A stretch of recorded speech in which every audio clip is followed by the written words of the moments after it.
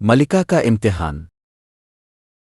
بہت عرصہ پہلے کی بات ہے کہ ایک گاؤں میں ایک کسان ہیروشی رہتا تھا۔ وہ ایماندار اور نیک دل لیکن غریب تھا۔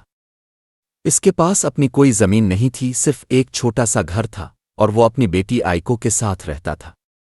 آئیکو بہت سمجھدار، ذہین اور عقلمند تھی اور اپنے والد کا بہت خیال رکھتی تھی۔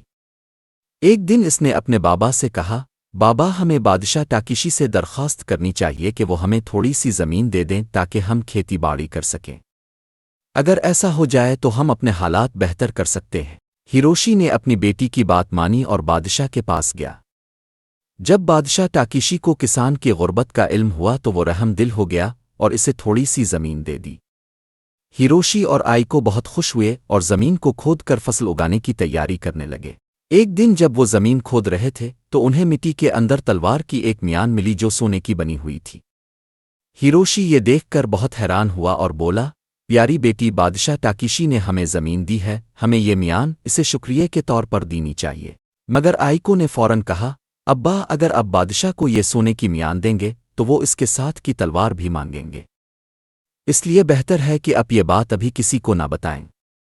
اگر ہمیں تلوار بھی مل گئی تب ہم ایک ساتھ یہ دونوں چیزیں بادشاہ کو دیں گے۔ لیکن ہیروشی نے آئیکو کی بات نہ مانی اور بادشاہ ٹاکیشی کے پاس میان لے گیا۔ ٹاکیشی نے میان لے لی اور پوچھا، کیا تمہیں اس کے ساتھ کچھ اور بھی ملا ہے؟ ہیروشی نے کہا، نہیں حضور۔ ٹاکیشی نے غصے میں کہا، اگر میان ملی ہے تو ضرور اس کے ساتھ کی تلوار بھی ملی ہوگی جو تم نے اپنے پاس رکھ لی ہے، وہ بھی لاؤ۔ ہیروشی نے انکار کیا تو ٹاکیشی نے اسے قید میں ڈال دیا۔ ہیروشی جیل میں بہت دکھی تھا۔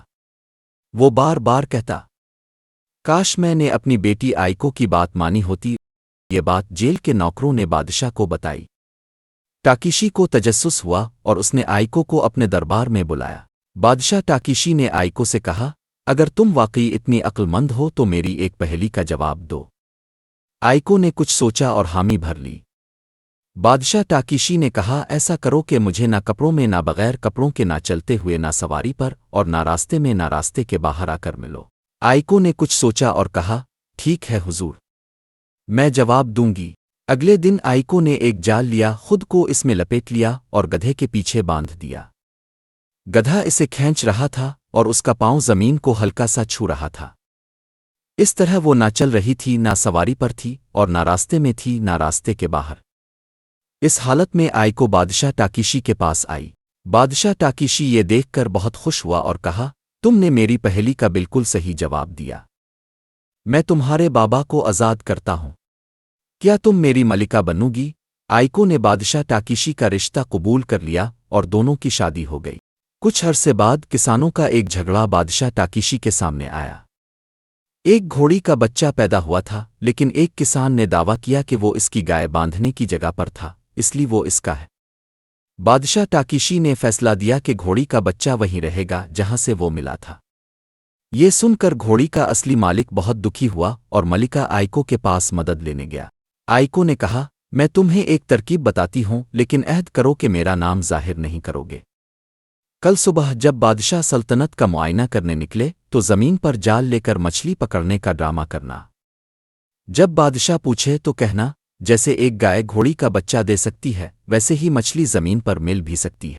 مظلوم کسان نے یہی کیا۔ ٹاکیشی کو فوراً سمجھ آ گیا اور اس نے اس سے پوچھا، یہ ترکیب تمہیں کس نے سکھائی؟ اس نے پہلے انکار کیا، لیکن جب اسے سزا ملنے لگی تو اس نے ملکہ آئیکو کا نام لے لیا۔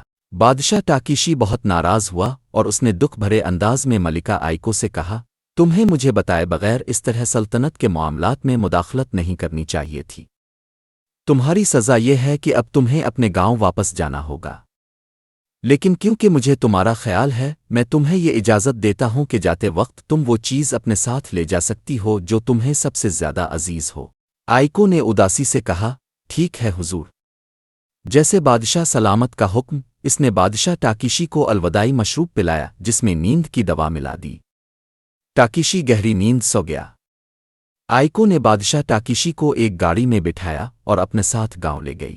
جب بادشاہ ٹاکیشی جاگا تو حیران ہو کر بولا، میں کہاں ہوں؟ ملکہ آئیکو نے کہا، آپ ہی نے کہا تھا کہ میں اپنی سب سے قیمتی چیز لے جا سکتی ہوں، اور میرے لیے سب سے قیمتی چیز اب ہی ہے۔ بادشاہ ٹاکیشی یہ سن کر بہت متاثر ہوا۔ اس نے کہا، میری ملکہ تم واقعی بہت عقل مند اور وفادار ہو، اور میرے لیے بھی سب سے قیمتی چیز تم ہی ہو۔ آؤ واپس محل چلتے ہیں۔ اس طرح بادشاہ ٹاکیشی اپنی ملکہ آئیکو کو واپس محل لے آیا، اور وہ دونوں ہنسی خوشی رہنے لگے۔ اس کہانی سے ہمیں یہ سبق ملتا ہے کہ دانشمندی اور سمجھداری سے مشکل مسائل کا حل نکالا جا سکتا ہے۔